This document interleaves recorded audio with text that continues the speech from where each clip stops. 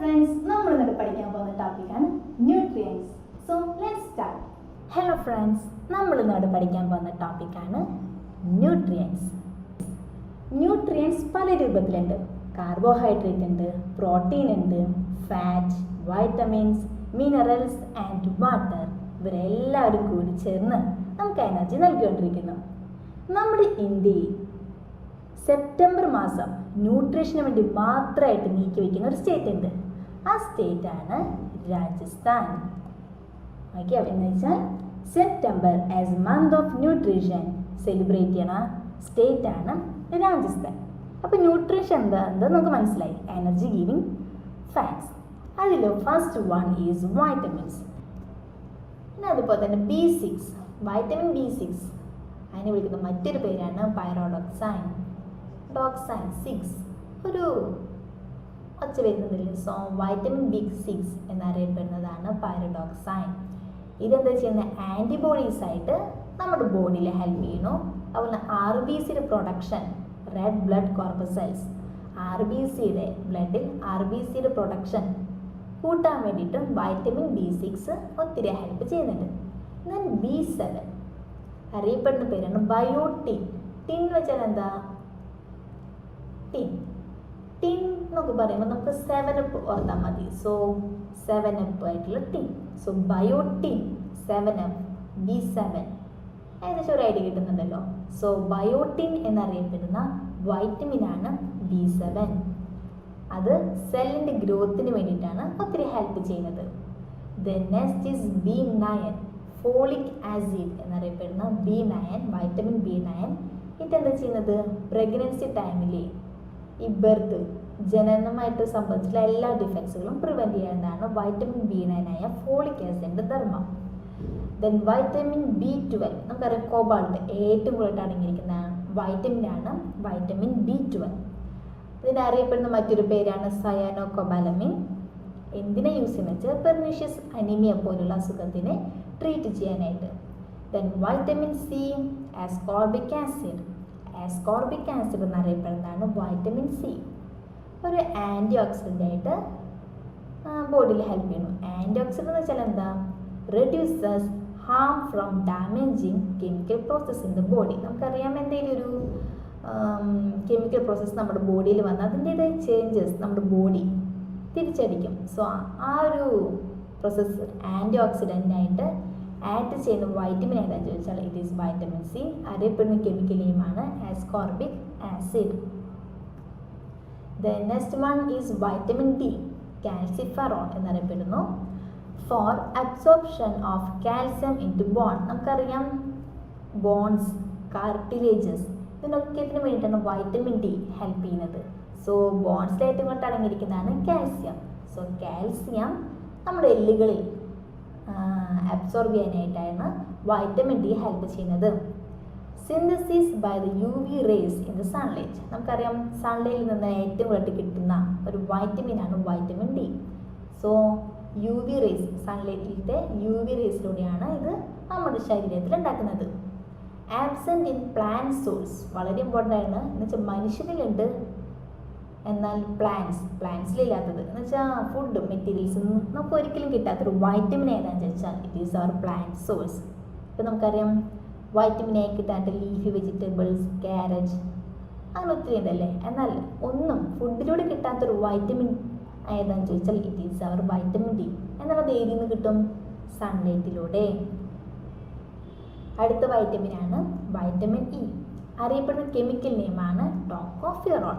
ഇപ്പോൾ so vitamin E അറിയപ്പെടുന്നതാണ് tocopherol. Known as protector of heart, ഹാർട്ടിനെ ഹെൽപ്പ് ചെയ്യുന്ന വൈറ്റമിനാണ്. Proper functioning of reproductive organisms. നമുക്കറിയാം റീപ്രൊഡക്റ്റീവ് ഓർഗാനിസത്തിനെ അതിൻ്റെ ഫങ്ഷൻസിനെ ഹെൽപ്പ് ചെയ്യുന്നതും vitamin E. The last one is vitamin K, phylloquinone, K എന്നൊരു ഒച്ച വരുന്നുണ്ടല്ലോ. സോ വൈറ്റമിൻ K അറിയപ്പെടുന്ന കെമിക്കൽ നെയിമാണ് ഫൈലോക്വിനോൺ. എന്തിനെ ഹെൽപ്പ് ചെയ്യുന്നത്? ബ്ലഡ് ക്ലോട്ട് ചെയ്യാനായിട്ട്. സോ വൈറ്റമിൻ Kയുടെ മെയിൻ ഫങ്ഷൻ എന്ന് പറഞ്ഞാൽ ബ്ലഡ് ക്ലോട്ട് ചെയ്യാനായിട്ട് ഹെൽപ്പ് ചെയ്യുന്നു. വൈറ്റമിൻ A, വൈറ്റമിൻസിന് ഒത്തിരി ഡെഫിഷ്യൻസി ഉണ്ട്. കാരണം ശരിയായ പോഷകാഹാരത്തിലൂടെ നമുക്ക് വൈറ്റമിൻസ് നമ്മുടെ ബോഡിയിലേക്ക് എത്തിയില്ലെങ്കിൽ അതിൻ്റെതായ ഡെഫിഷ്യൻസീസ് അഭാവം മൂലം ഒത്തിരി രോഗങ്ങൾ ഉണ്ടാകും. അത് ഏതൊക്കെയാണെന്നാണ് ഇവിടെ കാണുന്നത്. സോ വൈറ്റമിൻ എ ഉണ്ടാകുന്ന ഡെഫിഷ്യൻസി ഡിസീസ് ആണ് സെറോഫ്താൽമിയ, നൈറ്റ് ബ്ലൈൻഡ്നെസ് ആൻഡ് ബിറ്റോൺ സ്പോൺസ്. അതിൽ സെറോഫ്താൽമിയ വളരെ ഇമ്പോർട്ടൻ്റ് ആണ്. വൈറ്റമിൻ എ നമുക്കറിയാം കാഴ്ചയ്ക്ക് വേണ്ടിയിട്ടാണ്. So night blindness, blind. Vitamin A and Bitot's spots അതും വൈറ്റമിൻ എയുടെ അഭാവം മൂലമാണ് ഉണ്ടാകുന്നത്. B1 ബെറി എന്ന് പറഞ്ഞൊരു അസുഖമാണ് ഉണ്ടാക്കുന്നത്. B3 പെല്ലഗ്ര, വളരെ ഇമ്പോർട്ടൻ്റ് ആണ്. ഒത്തിരി ക്വസ്റ്റ്യൻ പേപ്പറിൽ റിപ്പീറ്റഡ് ആണ്. സോ വൈറ്റമിൻ B3യുടെ അഭാവം മൂലം ഉണ്ടാകുന്ന ഡിസീസസ് ആണ് പെല്ലഗ്ര. സോ ആൻറ്റി പെല്ലഗ്ര എന്നറിയപ്പെടുന്ന വൈറ്റമിൻ ഏതാണെന്ന് ചോദിച്ചാൽ it is vitamin B3. Then B9 folic acid എന്നറിയപ്പെടുന്ന വൈറ്റമിൻ B9 മൂലമുണ്ടാകുന്ന ഡെഫിഷ്യൻസി മൂലമുണ്ടാകുന്ന രോഗമാണ് anaemia. B12 deficiency disease is pernicious anaemia. And vitamin C ascorbic acid എന്നറിയപ്പെടുന്ന വൈറ്റമിൻ സി ഡെഫിഷ്യൻസി മൂലം സ്കർവേ പോലുള്ള രോഗങ്ങളാണ് ഉണ്ടാകുന്നത്. സ്കർവേ എന്നറിയപ്പെടുന്ന രോഗമാണ് വോയേജേഴ്സ് ഡിസീസ് എന്നറിയപ്പെടുന്ന സ്കർവേ. എന്തിൻ്റെ അഭാവം മൂലം? It is vitamin C. Vitamin D രണ്ട് രീതിയിലാണ് ഹ്യൂമൻ ബോഡിയിൽ ഉണ്ടാകുന്നത്. ചിൽഡ്രൻസിന് വൈറ്റമിൻ ഡി അഭാവം മൂലം ഉണ്ടാകുന്ന അസുഖമാണ് റിക്കറ്റ്സ്. എന്നാൽ അഡൾട്ട്സിനോ ഓസ്റ്റിയോമലേഷ്യ. സോ ആൻറ്റി റിക്കറ്റിക് എന്നറിയപ്പെടുന്ന വൈറ്റമിൻ ഏതാണെന്ന് വെച്ചാൽ വൈറ്റമിൻ ഡി നമ്മൾ കുറച്ച് നേരത്തെ കണ്ടുപോലെ. സോ ചിൽഡ്രൻസിൽ വൈറ്റമിൻ ഡിയുടെ അഭാവം മൂലം ഉണ്ടാകുന്നതാണ് റിക്കറ്റ്സ് ആൻഡ് അഡൾട്ട്സിൽ ഓസ്റ്റിയോമലേഷ്യ. വൈറ്റമിൻ ഇ നമ്മൾ കുറച്ച് നേരത്തെ കണ്ടു, റീപ്രൊഡക്റ്റീവ് ഓർഗാനിസത്തിൻ്റെ ഫംഗ്ഷന് വേണ്ടിയിട്ടാണ് ഹെൽപ്പ് ചെയ്യുന്നതാണ് വൈറ്റമിൻ ഇ. അപ്പോൾ അതിൻ്റെ അഭാവം മൂലം ഉണ്ടാകുന്നത് എന്താ? സ്റ്റെറിലിറ്റി, ബന്ധ്യത. സ്റ്റെറിലിറ്റി ഉണ്ടാകാൻ ഉള്ള വൈറ്റമിനാണ് vitamin E. And vitamin E K for haemorrhage, blood clot ചെയ്യാനായിട്ട് ഉള്ള തടസ്സം, അതാണ് ഹെമോഫറേജ്. വൈറ്റമിൻ കെയുടെ അഭാവം മൂലമാണ് ഉണ്ടാകുന്നത്. ഇപ്പോൾ xerophthalmia, pellagra, rickets, sterility repeated ക്വസ്റ്റ്യൻസുകളാണ്. ദെൻ അടുത്തതാണ് വാട്ടർ. നമുക്കറിയാം ഒരു ന്യൂട്രീഷൻ വാട്ടർ ഒത്തിരി ഹെൽപ്ഫുള്ളാണ്. അതുകൊണ്ടാണ് നമ്മൾ ഡോക്ടേഴ്സ് പോലും പ്രിസ്ക്രൈബ് ചെയ്യുന്നത് ഒരു ദിവസം 5-6 ലിറ്റർ വെള്ളം കുടിക്കണമെന്ന്. നമുക്കറിയാം ഭൂമിയിലും 3/4 ഈസ് വാട്ടർ.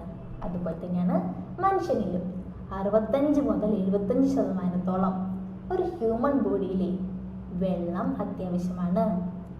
65 മുതൽ 75% weight of the human body is due to water. Water content in healthy body needs 35 മുതൽ 40 ലിറ്റർ വെള്ളത്തോളം നമ്മുടെ ഹ്യൂമൻ ബോഡിയിൽ ഉണ്ടായിരിക്കണം. പ്ലാസ്മ, നമുക്കറിയാം ബ്ലഡിലുള്ള പ്ലാസ്മയിൽ അടങ്ങിയിരിക്കുന്ന വെള്ളത്തിൻ്റെ അംശമാണ് 92%. Water content in plasma is 92%.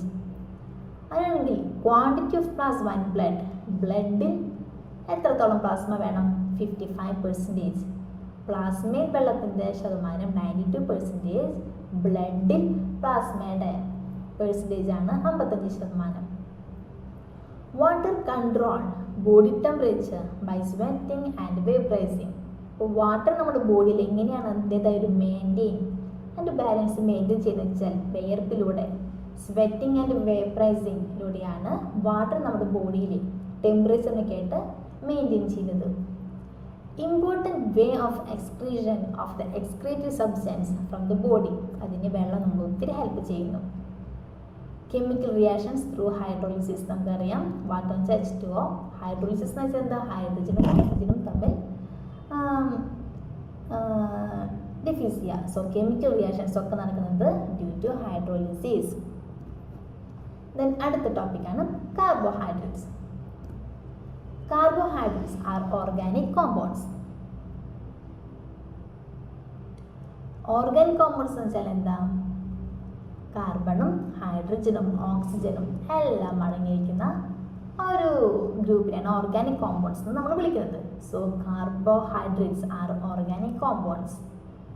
ഇത് contain carbon, hydrogen, oxygen in the ratio 1:2:1. നമുക്കറിയാം കാർബോഹൈഡ്രേറ്റ് ഒരു ഓർഗാനിക് കോമ്പൗണ്ട്സ് ആണ്. എന്ന് വെച്ചാൽ കാർബണും ഹൈഡ്രജനും ഓക്സിജനും അടങ്ങിയിരിക്കുന്നു. അതിൻ്റെ റേഷ്യോ എന്ന് പറയുന്നത് 1:2:1. കാർബോഹൈഡ്രേറ്റ്സ് ഓർക്കുമ്പോൾ നമ്മൾ ഫസ്റ്റ് ഓർക്കുന്നതാണ് ഗ്ലൂക്കോസ്. ആൻഡ് ഗ്ലൂക്കോസിൻ്റെ കെമിക്കൽ ഫോർമുല പറയുന്നത് CHO. നമുക്കറിയാം ഇവിടെ പരം കണ്ടുപിടിച്ചു കാർബണും ഹൈഡ്രജനും ഓക്സിജനും. അപ്പോൾ കാർബൺ 6 ആണെങ്കിൽ H12 ആൻഡ് O6. ഗ്ലൂക്കോസിൻ്റെ കെമിക്കൽ ഫോർമുലയാണ് ഉള്ളത്. Different form of carbohydrates are sugar, starch, cellulose and glucose. നമുക്കറിയാം കാർബോഹൈഡ്രേറ്റ്സിൻ്റെ ഡിഫറെൻറ്റ് ഫോർമുല ഏതാണെന്ന് ചോദിച്ചാൽ sugar, starch, cellulose and glucose. ഗ്ലൂക്കോസിന് കെമിക്കൽ ഫോർമുല വരെ നമ്മളിപ്പോൾ ഡിസ്കസ് ചെയ്തു. കാർബോഹൈഡ്രേറ്റ് മെയിൻ ഫങ്ഷൻ എന്താണെന്ന് ചോദിച്ചാൽ പ്രൊഡക്ഷൻ ഓഫ് എനർജി. നമുക്കറിയാം ന്യൂട്രിയൻസ് എന്ന് പറഞ്ഞൊരു ടോപ്പിക്കാണ് നമ്മൾ പഠിച്ചുകൊണ്ടിരിക്കുന്നത്. അതിൻ്റെ ഒരു സബ് ഡിവിഷനാണ് കാർബോഹൈഡ്രേറ്റ്.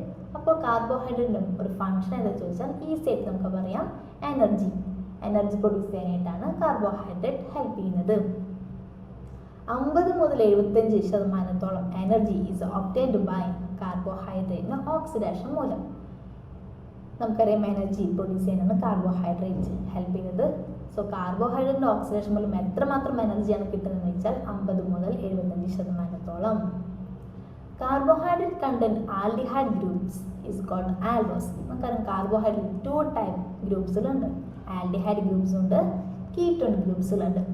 ആൽഡിഹൈഡ് ഗ്രൂപ്പാണ് കാർബോഹൈഡ്രേറ്റിൽ കണ്ടെയ്ൻ ചെയ്തതെന്ന് വെച്ചാൽ അതിൻ്റെ ആൽഡോസ് എന്നും, കീറ്റോൺ ഗ്രൂപ്പാണ് കണ്ടെയ്ൻ ചെയ്തതെന്ന് വെച്ചാൽ അതിനെ കീറ്റോസ് എന്നും നമ്മൾ വിളിക്കുന്നു. ഇതൊന്നും അത്ര ഡീപ്പായിട്ട് പഠിക്കേണ്ട, അതുകൊണ്ടാണ് ജസ്റ്റ് പോയിന്റ് വൈസ് ആയിട്ട് ആഡ് ചെയ്തത്. പ്രൈമറി മിൽക്ക് കാർബോഹൈഡ്രേറ്റ് എന്നറിയപ്പെടുന്നതാണ് lactose. Okay, primary milk carbohydrate എന്നറിയപ്പെടുന്നത് ലാക്ടോസ് ആണ്.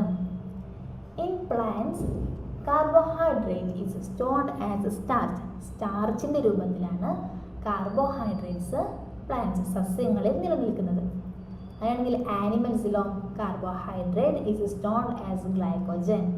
പ്ലാന്റ്സിൽ സ്റ്റാർച്ചായിട്ടും ആനിമൽസിൽ ഗ്ലൈക്കോജൻ ആയിട്ടാണ് കാർബോഹൈഡ്രേറ്റ്സ് ആഡ് ചെയ്തിരിക്കുന്നത്. Sugar present in high concentration in liver. ലിവറിൽ ഏറ്റവും കൂടുതൽ അടങ്ങിയിരിക്കുന്ന ഷുഗർ ഏതാണെന്ന് ചോദിച്ചാൽ it is glycogen. Carbohydrate required four A adult person. ഒരു പൗരന് വേണ്ട കാർബോഹൈഡ്രേറ്റ് എന്ന് പറയുന്നത് 400 മുതൽ 500 ഗ്രാമത്തോളമാണ്. റൈസിൽ നമുക്കറിയാം സ്റ്റാർച്ച് ഉണ്ടെന്നല്ലേ. So maximum starch content in rice is 70 to 80%. Rice സസ്യമാണ്. സസ്യത്തിൽ കാർബോഹൈഡ്രേറ്റ് എങ്ങനെ സ്റ്റോർ ചെയ്യുന്നത്? സ്റ്റാർച്ച് രൂപത്തിലാണ്. സോ റൈസിൽ അടങ്ങിയിരിക്കുന്ന സ്റ്റാർച്ചിൻ്റെ പെർസെൻറ്റേജ് ആണ് 70 മുതൽ 80%. The basic unit of starch. സ്റ്റാർച്ചിൻ്റെ ഒരു ബേസിക് യൂണിറ്റ് എന്നറിയപ്പെടുന്നതാണ് ഗ്ലൂക്കോസ്. അങ്ങനെ സ്റ്റാർച്ചിൻ്റെ ഡിറ്റക്റ്റ് ചെയ്യാനുള്ള ടെസ്റ്റിനെ വിളിക്കുന്ന പേരാണ് അയോഡൈൻ ടെസ്റ്റ്. അപ്പോൾ അയോഡിൻ ആണ് യൂസ് ചെയ്യുന്നത്. Iodine test is used to detect starch. Carbohydrates 3 രൂപത്തിലുണ്ട്. മോണോസാക്രൈഡ്സ് ഉണ്ട്, ഒലിഗോസാക്രൈഡ്സ് ഉണ്ട് ആൻഡ് പോളിസാക്രൈഡ്സ്. അപ്പോൾ കാർബോഹൈഡ്രേറ്റ്സിനെ 3 ആയിട്ട് തരംതിരിക്കുന്നു. Monosaccharides, oligosaccharides and polysaccharides. ഇനി മോണോസാക്രൈഡ്സ് എന്ന് വെച്ചാൽ എന്ത്? Simple sugar made up of single ketose or polyhydroxy. എന്നുവെച്ചാൽ സിമ്പിൾ ഷുഗറായിട്ട്, മോണോ എന്ന് വെച്ചാൽ എന്താ? ഒന്ന് ഒറ്റ ഷുഗർ കണ്ടെയ്ൻ ചെയ്യുന്ന കാർബോഹൈഡ്രേറ്റിനെയാണ് മോണോസാക്രൈഡ്സ് കാർബോഹൈഡ്രേറ്റ് എന്ന് വിളിക്കുന്നത്. അങ്ങനെ ഒലിഗോസാക്രൈഡ്സിലോ 2 or 10 മോണോസാക്രൈഡ്സുകൾ അടങ്ങിയിരിക്കുന്ന ഒരു കോമ്പൗണ്ടിനാണ് ഒലിഗോസാക്രൈഡ് എന്ന് വിളിക്കുന്നത്. പോളിസാക്രൈഡ്സ്, പോളി എന്ന് വെച്ചാൽ എന്താ? ഒത്തിരി, 1 or 2 എന്നാൽ അതിലധികം കോമ്പൗണ്ട്സ് ഓഫ് ഷുഗർ കണ്ടെയ്ൻ ചെയ്തിരിക്കുന്നതിനെയാണ് പോളിസാക്രൈഡ്സ് എന്ന് വിളിക്കുന്നത്. Compound of sugar contains large number of monosaccharides are called polysaccharides. ഒത്തിരി ലാർജ് നമ്പർ ഓഫ് മോണോസാക്രൈഡ്സ് വെച്ചാൽ ഷുഗർ അടങ്ങിയിരിക്കുന്നതിനെയാണ് പോളിസാക്രൈഡ്സ് എന്ന് വിളിക്കുന്നത്. അപ്പോൾ മോണോസാക്രൈഡ്സ് എന്ന് വെച്ചാൽ എന്താ? സിമ്പിൾ ഷുഗർ കണ്ടെയ്ൻ ചെയ്യുന്ന കാർബോഹൈഡ്രേറ്റ്. ആൻഡ് എക്സാമ്പിൾ ആണ് ട്രയോസ്, പെൻറ്റോസ്, ഹെപ്റ്റോസ്, ടെട്രോസ്. അപ്പോൾ ഗ്ലൂക്കോസിൽ നമുക്കറിയാം അതിൻ്റെ കെമിക്കൽ ഫോം വെച്ചാൽ C6H12 ആൻഡ് O6. അതിന് ഗ്ലൂക്കോസ് കണ്ടെയ്ൻ ചെയ്യുന്നത് 6 കാർബൺ ആറ്റംസുകളാണ്. ചുമ്മാ ഒന്ന് ആഡ് ചെയ്യുന്നുള്ളൂ. സോ ഇവിടെ മോണോസാക്രൈഡ്സിൻ്റെ എക്സാമ്പിൾസ് എല്ലാം ഏതൊക്കെയാണെന്ന് ചോദിച്ചാൽ ട്രയോസ്, പെൻറ്റോസ്, ഹെപ്റ്റോസ് ആൻഡ് ടെട്രോസ്. ഒലിഗോസാക്രൈഡ്സ് 2 അതിലും കൂടുതൽ മോണോസാക്രൈഡ്സുകൾ അടങ്ങിയിരിക്കുന്നതിനെയാണ് ഒലിഗോസാക്കറൈഡ്സ് എന്ന് വിളിക്കുന്നത്. എക്സാമ്പിളാണ് മാൾട്ടോസ്, സൂക്രോസ്, ലാക്ടോസ്. ഇതിൻ്റെ പ്രത്യേകത എന്താ വെച്ചാൽ ക്രിസ്റ്റലൈൻ ഇൻ നേച്ചർ. നമുക്കത് സൂക്രോസൊക്കെ നല്ല പഞ്ചാര മണികളൊക്കെ ക്രിസ്റ്റലൈൻ ഫോമിലായിരിക്കും അല്ലേ. സോ അതിൻ്റെ നാച്ചുറൽ ഏതാണെന്ന് ചോദിച്ചാൽ it is crystalline and sweet in taste. ഒത്തിരി മധുരമുള്ള പദാർത്ഥങ്ങളാണ് ഒലിഗോസാക്കറൈഡ്സ്. പോളിസാക്കറൈഡ്സ് ഒത്തിരി ലാർജ് നമ്പർ ഓഫ് മോണോസാക്കറൈഡ്സിൽ അടങ്ങിയിരിക്കുന്നതിനെയാണ് പോളിസാക്കറൈഡ്സ് എന്ന് വിളിക്കുന്നത്. അതിൻ്റെ എക്സാമ്പിൾസിലാണ് സ്റ്റാർച്ച്. സസ്യങ്ങളിൽ പ്രത്യേകിച്ച് റൈസിൽ 70 മുതൽ 80% സ്റ്റാർച്ച് ഉണ്ട്. ആ സ്റ്റാർച്ച് ഒരു പോളിസാക്കറൈഡിലാണ്. അതുപോലെ ഗ്ലൈക്കോജൻ ആനിമൽസിലെ കണ്ടെയ്ൻ ചെയ്യുന്ന കാർബോഹൈഡ്രേറ്റ് ഗ്ലൈക്കോജൻ രൂപത്തിലാണ്. Then next one cellulose. ഇതെല്ലാം പോളിസാക്കറൈഡ്സിൻ്റെ എക്സാമ്പിൾസുകളാണ്. ഇവർക്കൊക്കെ ഒരു പ്രത്യേകത എന്ന് വെച്ചാൽ ടേസ്റ്റ്ലെസ്, രുചിയില്ല, ഇൻസോലുബിൾ, ലയനമില്ലാത്ത വസ്തുക്കളാണ് പോളിസാക്കറൈഡ്സ്. Deficiency of carbohydrate. നമുക്കറിയാം നമ്മുടെ ശരീരത്തിൽ കൃത്യമായ അളവിൽ കാർബോഹൈഡ്രേറ്റ്സ് കിട്ടിയില്ലെങ്കിൽ എന്തൊക്കെ സംഭവിക്കും? വെയിറ്റ് ലോസ്, ഭാരം കുറയും, ടയർഡ്നെസ്, ക്ഷീണം അനുഭവിക്കും. So deficiency of carbohydrates cause to weight loss and tiredness. ചെറുതായിട്ടൊന്ന് ഒരു ഐഡിയ കിട്ടാൻ വേണ്ടിയിട്ടാണ് കാർബോഹൈഡ്രേറ്റ്സ് എന്താ ചെയ്യുന്നത്? ഗ്ലൂക്കോസ് ആകുന്നു. നമ്മൾ ഗ്ലൂക്കോസ് എന്നൊരു കാർബോഹൈഡ്രേറ്റ്. ഫാറ്റ്, ട്രൈഗ്ലിസറൈഡ്, നമുക്ക് കൂടുതലായിട്ടുള്ള ക്ലാസ്സിൽ നമുക്ക് നോക്കാം. ഫാറ്റ് ആൻഡ് ട്രൈഗ്ലിസറൈഡ് രണ്ടും ഈക്വൽ പ്രൊപ്പോർഷൻ എന്ന് വെച്ചാൽ ഫാറ്റ് ട്രൈഗ്ലിസറൈഡ് ആകുന്നു, ട്രൈഗ്ലിസറൈഡ് ഫാറ്റ് ആകുന്നു. അതുപോലെ അടുത്തൊരു ന്യൂട്രീഷനാണ് പ്രോട്ടീൻ. പ്രോട്ടീൻ നമുക്കറിയാം അമിനോ ആസിഡ് കൊണ്ട് നിർമ്മിച്ചതാണ് പ്രോട്ടീൻ. പ്രോട്ടീൻ എന്താ? അമിനോ ആസിഡുകളായിട്ട് എനർജി നൽകുന്നു. അതുപോലെ എന്തെങ്കിലും ഒരു അത്യാവശ്യം വന്നാൽ അമിനോ ആസിഡ് തിരിച്ച് പ്രോട്ടീൻ ആവാനും ഹെൽപ്ഫുള്ളാണ്. കാർബോഹൈഡ്രേറ്റിൻ്റെ മെയിൻ ഫങ്ഷൻസ് എന്ന് പറഞ്ഞാൽ during the process of respiration, glucose break into carbon dioxide and water with release of energy. നമുക്കറിയാം കാർബോഹൈഡ്രേറ്റ് എനർജി നൽകാനാണ് ഹെൽപ്പ് ചെയ്യുന്നത്. അതെങ്ങനെയാണെന്ന് ചോദിച്ചാൽ റെസ്പിറേഷൻ ചെയ്യുന്ന സമയത്ത് നമ്മുടെ ശരീരത്തിൽ അടങ്ങിയിരിക്കുന്ന ഗ്ലൂക്കോസ് അതിങ്ങനെ C6H12O6 അത് ബ്രേക്ക് ചെയ്ത് കാർബൺ ഡൈ ഓക്സൈഡും വെള്ളവുമായിട്ട് മാറുന്നു. അങ്ങനെ നമ്മുടെ ശരീരത്തിൽ ഓക്സിജൻ റിലീസ് ചെയ്യുന്നു. 1 gram ഓഫ് ഗ്ലൂക്കോസ്, 1 gram ഗ്ലൂക്കോസിൽ അടങ്ങിയിരിക്കുന്നതാണ് 4.2 calories ഓഫ് എനർജി. അപ്പോൾ 1 gram ഓഫ് ഗ്ലൂക്കോസിൽ അടങ്ങിയിരിക്കുന്നതാണ് 4.2 calories of energy. And lactose of milk is formed from glucose and galactose. Milk നമുക്കറിയാം മിൽക്കിൽ അടങ്ങിയിരിക്കുന്നതാണ് ലാക്ടോസ്. അതെങ്ങനെയാണ് ഫോം ചെയ്യുന്നത് വെച്ചാൽ ഗ്ലൂക്കോസ് പ്ലസ് ഗാലക്ടോസ് ആണ് മിൽക്കിലെ ലാക്ടോസ്. സോ ഇവിടെ നമ്മൾ എന്തൊക്കെ പഠിച്ചു? വൈറ്റമിൻസ്, വളരെ ഇമ്പോർട്ടൻ്റ് ആയിട്ടുള്ള ടോപ്പിക്കാണ് vitamins. Then carbohydrates, water, nutrition. ഈ 3 പോർഷൻസിലാണ് പഠിച്ചത്. സോ അത് നന്നായിട്ട് പഠിക്കാം. അപ്പോൾ ഞാൻ ഇവിടെ വെച്ച് ക്ലാസ് അവസാനിപ്പിക്കുകയാണ്. ഇനിയുണ്ട് ക്ലാസ്. നമ്മൾ ഫാറ്റിനെ പറ്റി പഠിക്കാനുണ്ട്, പ്രോട്ടീൻസിനെ പറ്റി പഠിക്കാനുണ്ട്, ബാലൻസ് ഡയറ്റിനെ പറ്റി പഠിക്കാനുണ്ട്. സോ ഇന്നത്രയും മതി. So thanks for watching this video.